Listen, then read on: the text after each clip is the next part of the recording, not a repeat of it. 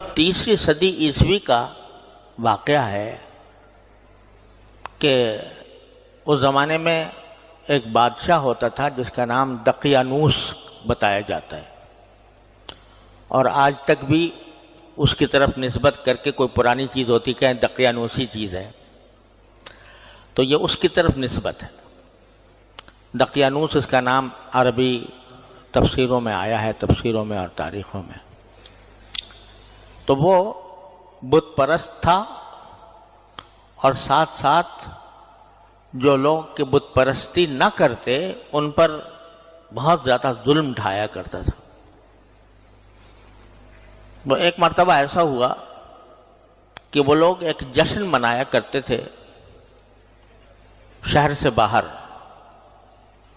تو بادشاہ اپنے سارے رعایا کے ساتھ وہ جشن منانے کے لیے شہر سے باہر نکلا، اور وہاں بڑے بڑے بت رکھے ہوئے تھے، اور سب کو حکم تھا کہ وہ جا کر ان بتوں کی پرستش کریں، ان کی پوجا کریں، عبادت کریں۔ اب اس میں یہ 7 حضرات تھے جو کسی طرح بھی شرک کا ارتکاب کرنے کے لیے تیار نہیں تھا، تو لیکن یہ تھے الگ الگ، ایک دوسرے کو کوئی جانتا نہیں تھا۔ تو انہوں نے جب دیکھا کہ بادشاہ ہمیں ظلم کر رہا ہے اور ہمیں آمادہ کر رہا ہے کہ ہم بت پرستی کریں اور توحید کو چھوڑ دیں، تو ان میں سے ایک آدمی وہاں سے اس جگہ سے ہٹ کر چپکے سے ہٹ کر کسی دور جگہ جا بیٹھا۔ پھر اس کے بعد دوسرے صاحب وہ بھی اسی طرح چھپ کر اسی جگہ پہنچ گئے، تیسرے پہنچ گئے، چوتھے پہنچ گئے۔ ایک دوسرے کو پتہ نہیں کہ ہم کیوں الگ ہو رہے ہیں، کیوں جمع ہو رہے ہیں، یہاں تک کہ 7 کے ساتھ آدمی وہاں ایک ساتھ جمع ہو گئے۔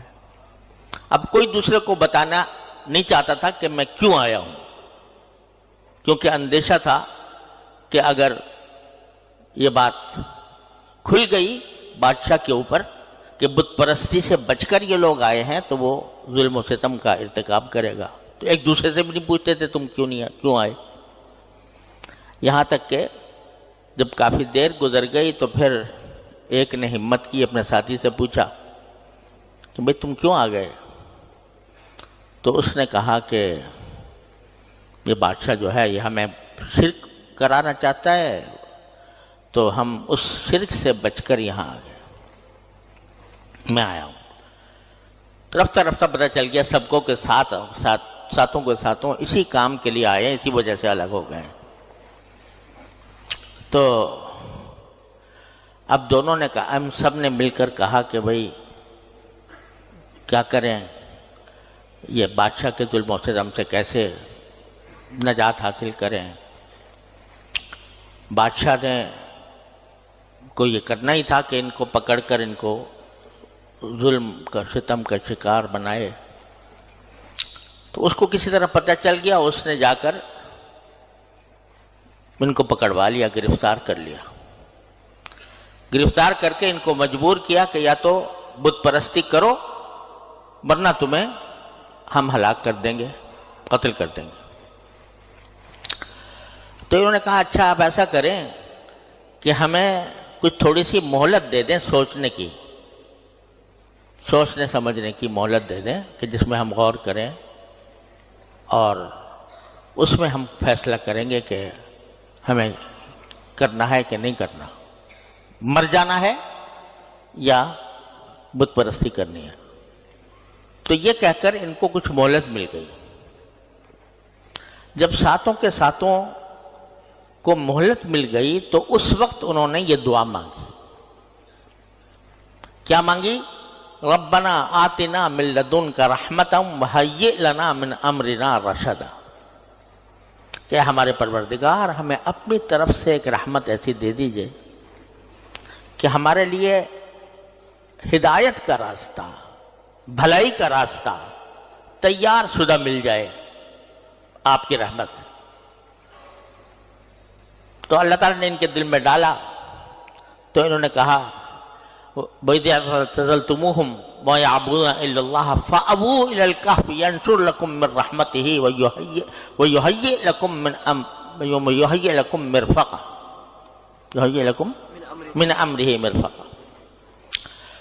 تو انہوں نے کہا کہ جب تم ان بادشاہ سے کنارہ کشی اختیار کر کے آ ہی گئے ہو اور تم نے ان کو بھی چھوڑ دیا اور جن خداؤں کو وہ مانتے تھے ان کو بھی چھوڑ دیا، تو اب ایسا کرو کہ ایک غار میں جا کر پناہ لے لیتے ہیں.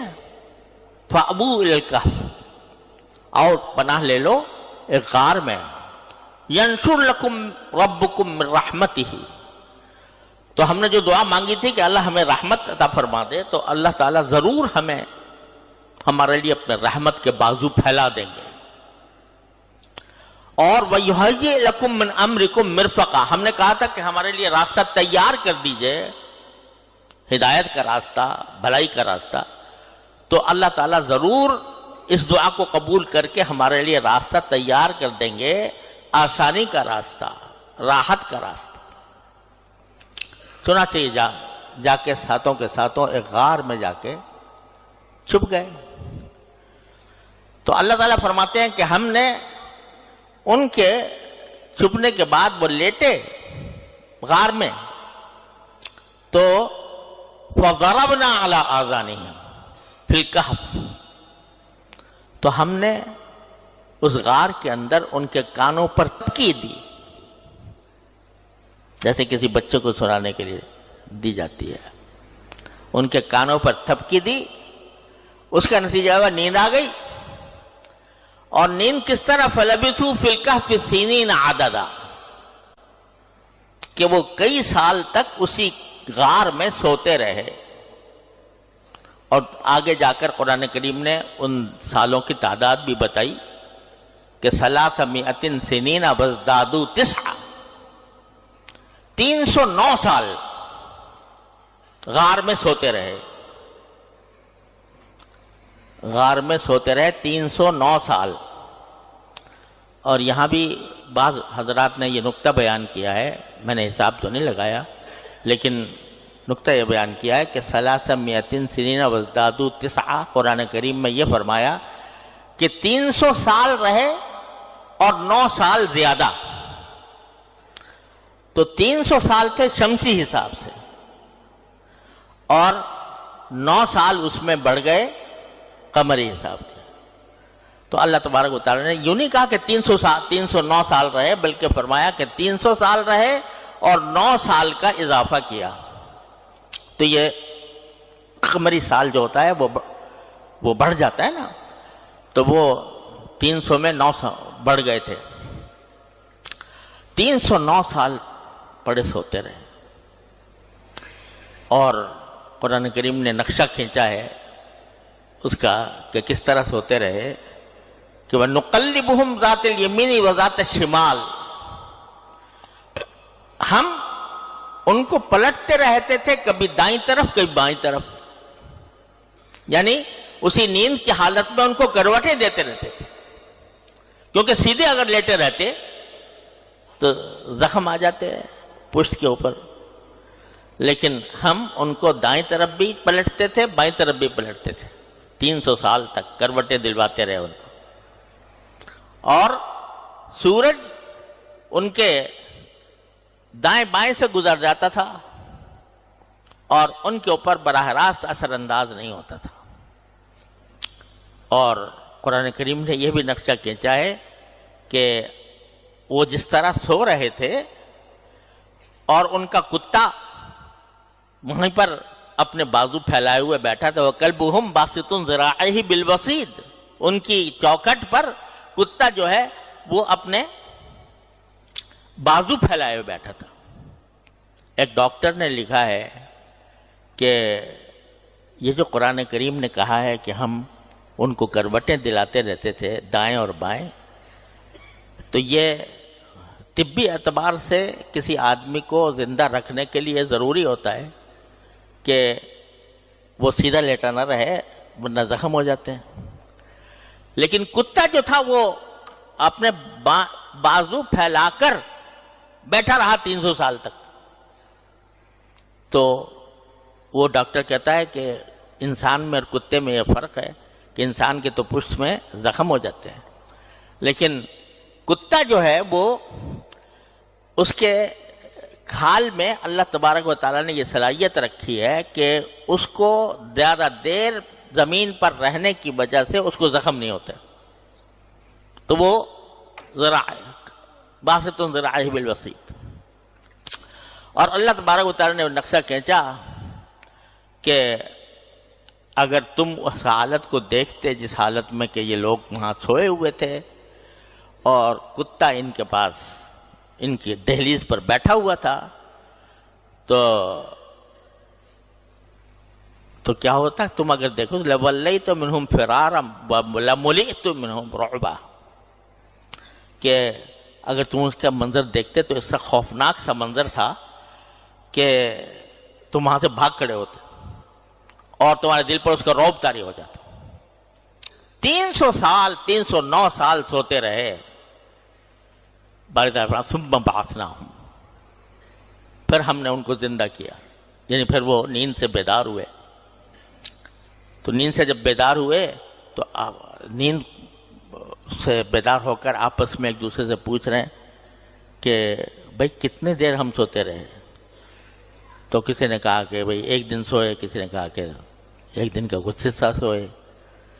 آخر کار انہوں نے کہا کہ چلو بھئی پتہ نہیں کتنا سوئے، یہ تو الگ بات ہے، لیکن بھوک لگی ہوئی ہے تو کوئی کھانے پینے کا انتظام کرو. تو کسی سے اپنے ساتھی سے کہا کہ بھئی چلو کچھ چاندی کے سکے، کچھ سکے تھے ان کے پاس، وہ جا کر کھانا تلاش کرو. اور دیکھو اتنی احتیاط کے ساتھ کہا کہ جاؤ ابعثوا احدکم، کسی کو بھیج دو، بورقکم ہذہ، یہ چاندی کے جو سکے تمہارے پاس ہیں یہ لے کر بھیجو.